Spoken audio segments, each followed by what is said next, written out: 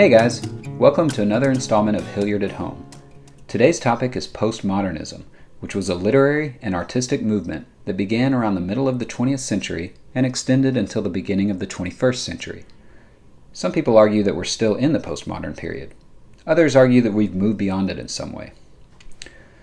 So, what is postmodernism? The prefix post indicates that it's something after or beyond modernism in some way. So we'll definitely talk about how postmodernism relates to modernism. For now, though, let's start with the famous definition of postmodernism provided by the French theorist Jean-François Lyotard. Lyotard said, "Simplifying to the extreme, I define postmodernism as incredulity toward meta-narratives." Okay, so incredulity means disbelief or skepticism. But what are meta-narratives? The prefix meta comes from a Greek word meaning something like beyond, and we usually use it to refer to something that seems to look at itself from a position beyond itself. So if you ever hear someone describe a movie as meta, they mean that it's a movie that seems to be aware of itself as a movie. For instance, the Deadpool comics and movies are often described as meta because the character Deadpool is constantly commenting on and making fun of his status as a fictional superhero character. So this type of self-referential narrative is kind of what Lyotard means when he mentions meta-narratives. But he's really talking about a special kind of self-referential narrative that is often called a master narrative. A master narrative is a grand cultural narrative from which many smaller, more specific narratives are derived. So it is beyond narrative in the sense that it contains within it a proliferation of other narratives. And these master narratives play a huge role in shaping our understandings of the world around us, and even our understandings of ourselves as selves. To understand this, let's look at some key examples. So, within Western civilization, maybe the most prominent and persistent master narrative is the story of good versus evil. Some central ideas within this master narrative are that good and evil are clearly distinct and identifiable things, that good and evil are opposed to each other, and that the world as a whole can be understood in terms of a grand conflict between the two, and that, in the long run, good will prevail either through the courage and persistence of those fighting for it, or through the intervention of a divine force. So, as members of Western civilization, we inherit this master narrative of good versus evil, and we tell story after story after story, repeating it, reframing it, reimagining it so that it's all around us, ingrained so deeply in our consciousness that we use it to interpret and understand the world around us and our place within it. We see this battle between good and evil playing out in 1,000 different ways, and we build our own sense of self and self-worth around how we position ourselves within this battle. Another grand meta-narrative within Western civilization is the story of true love. This story tells us that two people can share a deep spiritual connection that transcends and overcomes all obstacles and barriers, even death. The true love meta-narrative tells us that two souls... Oh, by the way, the story of the soul, or the individual, is another meta-narrative within Western civilization. But anyway, the true love meta-narrative tells us that two souls are made for each other, and that they find each other through a kind of magnetic attraction that can pull them together across oceans, and maybe even galaxies.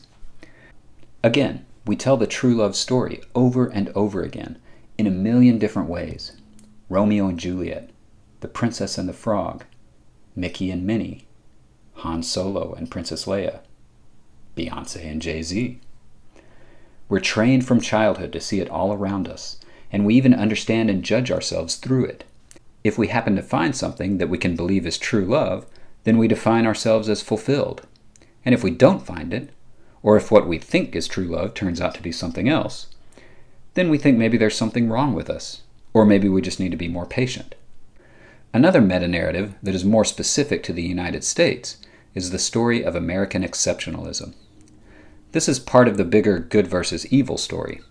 It says that the world as a whole is moving toward good, and that America has a unique and special role in that movement. It says that America is bringing democracy to the world, bringing freedom and equality to the world, bringing progress to the world. Like other meta-narratives, this story is repeated in a million different ways so that it shapes how we understand ourselves and our relationship to the rest of the world. But postmodernism, according to Lyotard, involves an effort to identify and reject or disrupt master narratives like this. In other words, it recognizes that these master narratives are arbitrary constructs, fictions that only seem real or right because they are told so often and in so many different ways. So the postmodern writer or artist tries to tell stories that reveal the absurdities and contradictions within the various master narratives that we inherit. Within a postmodern narrative, for instance, it may be difficult to distinguish good from evil, and we might be forced to confront the fact that the line between the two is always blurry and never stable. Or we might be forced to recognize that the connections between people result from the trivial and mundane circumstances of our everyday lives, rather than from deep spiritual connections or magical forces that bring people together across impossible odds. Or we might be struck with the incredible irony of the fact that America's legacy in world events often includes bolstering undemocratic governments when it suits our economic interests, undermining rich cultural traditions through the introduction of crass commercialism, and planting the seeds of instability and violence in various regions around the world. Okay, so postmodernism at its core involves the disruption of conventional master narratives. Now let's take a closer look at how this plays out in literature and how it compares with what we see in modernist literature. One of the key works of American modernist poetry is E.A. Robinson's Miniver Cheevy, written in 1910. Robinson's poem is about a man who feels that he has been born too late. Miniver loved the days of old, when swords were bright and steeds were prancing. The vision of a warrior bold would set him dancing. This is a man who is looking around at a fast-paced, industrialized world and yearning for a past age when the broad outlines of meta-narratives like good versus evil and true love were much more clear. Instead of a world filled with valorous knights in shining armor and virtuous maidens, he sees a world filled with accountants and factory workers, a world of misplaced dreams and superficial relationships. He sees a world where greed is rewarded over good, a world where romance and adventure have given way to the daily grind. In short, he has trouble seeing in the modern world the relevance of the master narratives that have always told him what the world should be and what he should be within it. The world that he inhabits and experiences does not match the world that is represented in those master narratives, and the result is depression and despair. Miniver Cheevy, born too late, scratched his head and kept on thinking. Miniver coughed and called it fate, and kept on drinking. But while a modernist like Miniver Cheevy might sense that the master narratives are false or outdated and mourn their loss, the postmodernist actually celebrates this loss. He celebrates the disruption and destruction of master narratives as liberating. He is no longer tied down to restrictive ideas that he's inherited from a flawed and outdated culture. Restrictive ideas about selfhood, morality, gender and sexuality, nationality, and so on. He can adopt and discard those ideas freely, and in doing so, explore new, original ways of being. One artist who truly embodies this postmodernist mindset is China's Ai Weiwei. If you've spent any time in Austin, Texas, you might be familiar with his Forever Bicycle sculpture near Lady Bird Lake. Ai has long been critical of the harsh restrictions under China's single-party government, and of the way that the government uses a reverence for Chinese culture as a way to reinforce those restrictions. To express his dissatisfaction, Ai, in 1995, created a postmodern sculpture by painting the Coca-Cola logo on a priceless 2,000-year-old Chinese urn from the Han Dynasty. This sculpture suggests that ancient Chinese culture is no more sacred or pure than a modern industrial icon like Coca-Cola. It suggests that artifacts like the ancient urn work in the same way that the Coca-Cola logo works, feeding people a false narrative, a false sense of self that just serves the interests of those in power. In the same year, I delivered a similar message with a series of 3 photographs depicting him dropping another priceless Han Dynasty urn so that it smashed to pieces. As you can imagine, these 2 artworks were extremely controversial. I was almost literally defacing and destroying the master narratives that had defined Chinese culture and identity for centuries. But according to I, this type of disruption is necessary for any kind of liberating progress. Creativity, he argues, is the power to reject the past, to change the status quo, and to seek new potential. Simply put, creativity is the power to act. Okay, so with Ai Weiwei's words and art in mind, let's look at how postmodernist ideas take shape in literature. One character in postmodern fiction who contrasts very clearly with Miniver Cheevy is Harry Nash in Kurt Vonnegut's humorous short story, Who Am I This Time? Harry is a young man who was orphaned as a child and never really had a family growing up. Consequently, Harry never had any comfortable master narratives to tell him who or what he should be, what should or shouldn't make him happy, what kind of goals he should strive for. And without the guidance of these master narratives, Harry is basically a blank slate. He has no personality, no identity. But the interesting thing about Harry is that because he is a blank slate, he is also an amazing actor who is the star of every production put on by the local theater group. Since he's not tied down to any pre-existing identity, he's able to take on the identities of his roles with a fullness and power that astounds everyone. He can, essentially, be anyone at any time. And when he performs his roles, the other actors around him are drawn into the performance and, like Harry, truly become the characters that they are portraying. Consequently, the women who play the female leads always fall hopelessly in love with Harry on the stage, but then are sorely disappointed when, after the production, he goes back to being plain old Harry Nash with no personality. Now, these women, after their performances with Harry, go back to their pre-existing identities that have been created through the work of various master narratives about self, sexuality, love, success, happiness, etc. They want Harry to take his, quote, proper place within those narratives, but he can't, because he's never been given those scripts, so to speak. But then a newcomer, Helene, joins the theater group, and, like the other women, she falls in love with Harry as she acts with him. But Helene is different from the other women. Like Harry, she's a blank slate. She hasn't had a stable family background and lacks any well-defined personality. She has no master narratives to give her an identity when she is off the stage. Unlike Harry, however, Helene cannot stand the prospect of going back to her dull, meaningless life when the production is over. So, after their final performance, she forces Harry to accept a gift from her, the script of Romeo and Juliet, and she starts reciting a line from the play. As she reads, Harry falls into the character of Romeo, and the two are instantly swept into a new romance, one that is significantly different from the one that they had just finished playing on stage.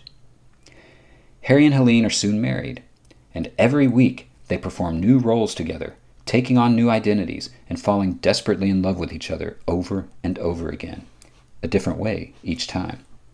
In their freedom to be whatever they want to be, without being tied to any restrictive master narratives, Harry and Helene explore 1,000 new possibilities and experience a kind of happiness that has always escaped the other members of the community.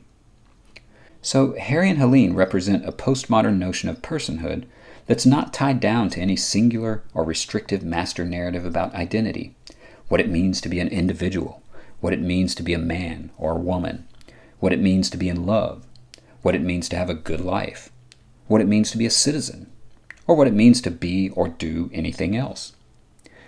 At first, like Miniver Cheevy, whose ideas about all these things no longer seem relevant in his modern world, Harry and Helene seem alienated and depressed. But by the end of the story, they embrace and celebrate their freedom from such master narratives. They can freely explore 1,000 different forms of happiness, 1,000,000 different types of love, countless ideas about manhood or womanhood or the good life or anything else. They are truly free, while the other townspeople, tied down to their master narratives, are always disappointed and unhappy because those master narratives are inherently false and deceptive. They have ideas about true love or true happiness that can never really be fulfilled, never truly be realized. They have ideas about individual identity that force them back into their dull lives after their temporary escape on the stage. Meanwhile, Harry and Helene are free to treat the whole world as their stage.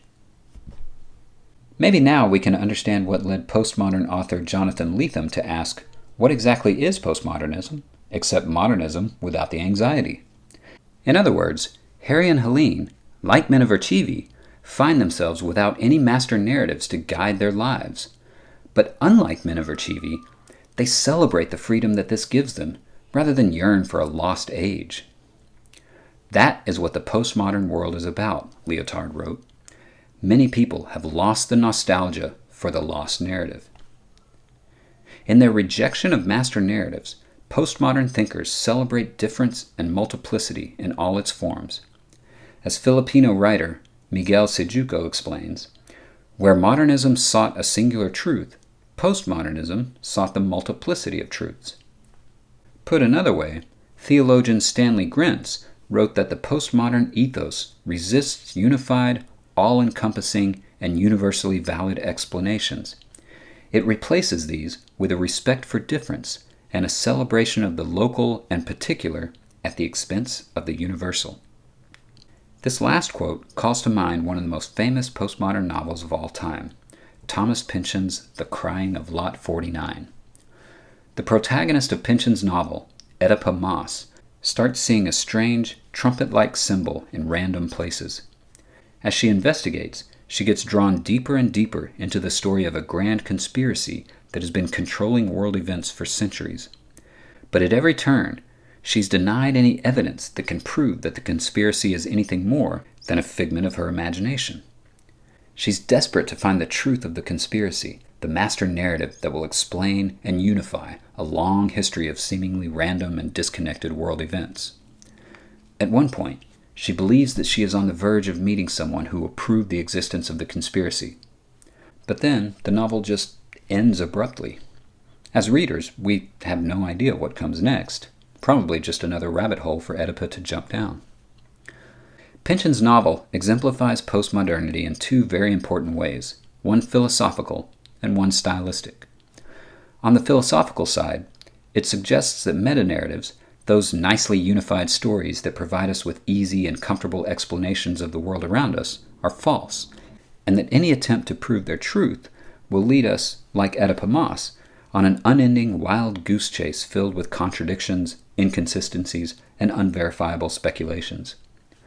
In other words, our belief in master narratives, our reliance on them, can only lead to disappointment and despair. On the stylistic side, The Crying of Lot 49, with its abrupt ending, disrupts our expectations for what a literary narrative should be, just like Ai Weiwei's art disrupts our expectations for what art should be. In fact, it turns out that our expectations for literary narratives are themselves the product of a restrictive master narrative. Through the telling of story after story after story, we're trained to believe that our lives are made up of unified sequences of events that have clear beginnings, middles, and ends. That we are the heroic protagonists of these meaningful stories, and that the actions that we engage in have clearly identifiable motives and results that we can look back on and make sense of. In other words, one of the most fundamental master narratives that we cling to is the narrative that our lives are understandable as narratives. One of the goals of postmodern literature, however, is to expose this as a lie by disrupting our expectations for what a narrative is or should be. In postmodern literature, the beginning of a story is rarely an actual beginning, and the ending is rarely an actual ending. And we're confronted with the fact that, in real life, there are no such things as clear beginnings and clear endings. In reality, each and every action that we engage in, each and every event that occurs in and around our lives, is so densely and complexly entangled with every other action and event around us that we can never truly identify one singular or pure motive for any action, or one singular or pure result of any given action. We can never really identify one true beginning or one true ending of any particular event. You might, for instance, tell your friend the dramatic story of a romantic relationship that lasted for a few months over a summer. But is the reality of that relationship confined to those few months? Wasn't your attraction to that person determined in part by who your friends were in elementary school? Weren't your interactions with that person shaped in part by the relationship between your parents and your relationship to your parents? Weren't your expectations and assumptions for that relationship shaped in part by movies and television shows that you watched as a teenager? And didn't your decision to begin that romance affect your other friendships and your other plans for that summer? And won't your experiences in that relationship play a role in shaping your future romantic relationships and other parts of your life? In other words, can that romantic relationship really be understood in terms of a nice linear narrative with a clear beginning, middle, and end? The answer, of course, is no.